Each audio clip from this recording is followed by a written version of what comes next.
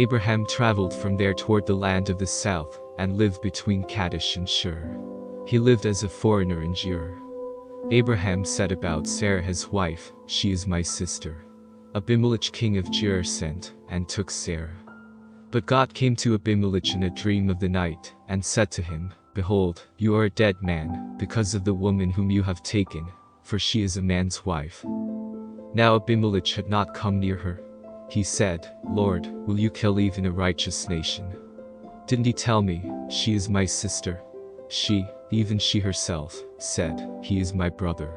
I have done this in the integrity of my heart, and the innocence of my hands. God said to him in the dream, "Yes, I know that in the integrity of your heart you have done this, and I also withheld you from sinning against me. Therefore I didn't allow you to touch her. Now therefore, restore the man's wife, for he is a prophet, and he will pray for you, and you will live. If you don't restore her, know for sure that you will die, you, and all who are yours." Abimelech rose early in the morning, and called all his servants, and told all these things in their ear. The men were very scared. Then Abimelech called Abraham, and said to him, "What have you done to us?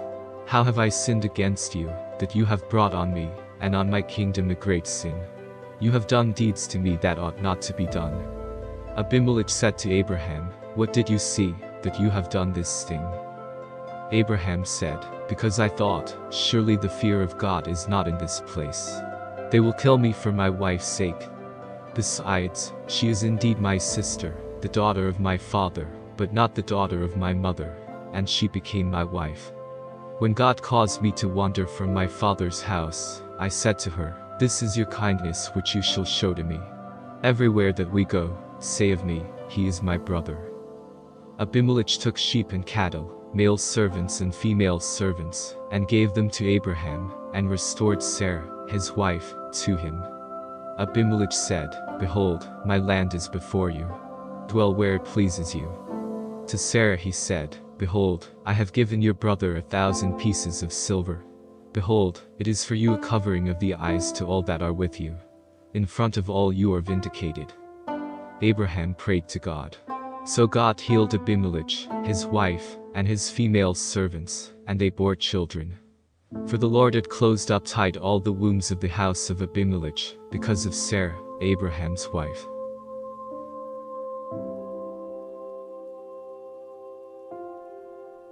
The Lord visited Sarah as he had said, and the Lord did to Sarah as he had spoken. Sarah conceived, and bore Abraham a son in his old age, at the set time of which God had spoken to him. Abraham called his son who was born to him, whom Sarah bore to him, Isaac. Abraham circumcised his son, Isaac, when he was 8 days old, as God had commanded him. Abraham was 100 years old when his son, Isaac, was born to him. Sarah said, "God has made me laugh. Everyone who hears, will laugh with me." She said, "Who would have said to Abraham, that Sarah would nurse children? For I have borne him a son in his old age." The child grew and was weaned. Abraham made a great feast on the day that Isaac was weaned. Sarah saw the son of Hagar the Egyptian, whom she had borne to Abraham, mocking. Therefore she said to Abraham, "Cast out this servant and her son. For the son of this servant will not be heir with my son, Isaac." The thing was very grievous in Abraham's sight on account of his son. God said to Abraham, "Don't let it be grievous in your sight, because of the boy, and because of your servant. In all that Sarah says to you, listen to her voice.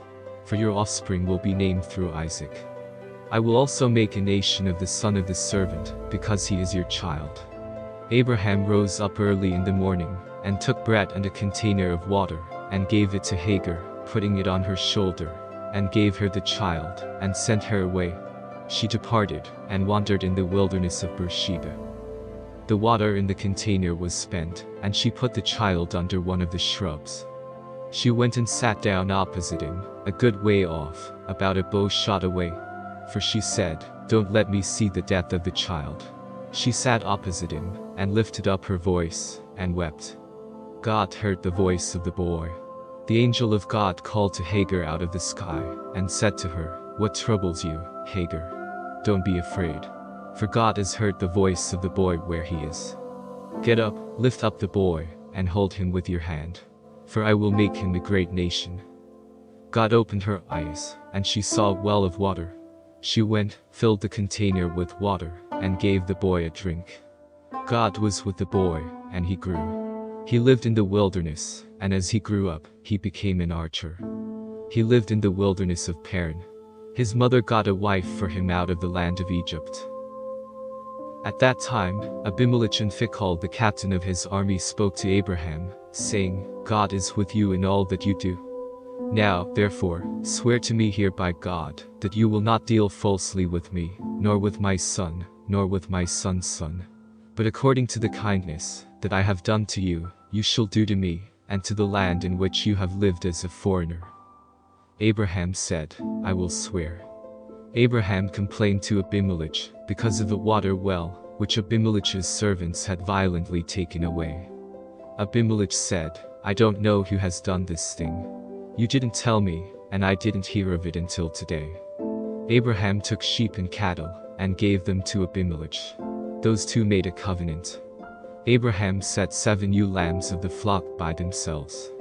Abimelech said to Abraham, What do these 7 ewe lambs, which you have set by themselves, mean? He said, You shall take these 7 ewe lambs from my hand, that it may be a witness to me, that I have dug this well. Therefore he called that place Beersheba, because they both swore an oath there. So they made a covenant at Beersheba. Abimelech rose up with Phicol, the captain of his army, and they returned into the land of the Philistines. Abraham planted a tamarisk tree in Beersheba, and there he called on the name of the Lord, the everlasting God. Abraham lived as a foreigner in the land of the Philistines many days.